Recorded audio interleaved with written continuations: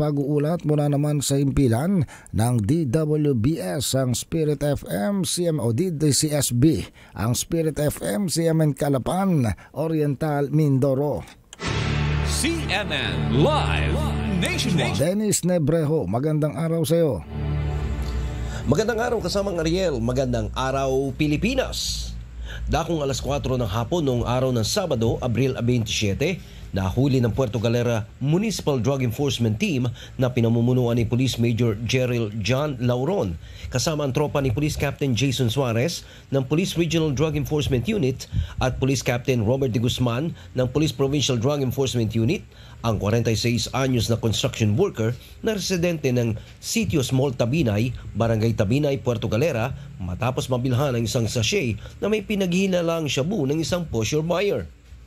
Nahuli ang suspect sa nasabi din sitio at barangay kung saan nakuha pa sa posesyon nito ang isa pang malaking plastic sachet na may laman na umano'y shabu na nakalagay sa kahan ng sigarilyo at mark money na 1,000 piso.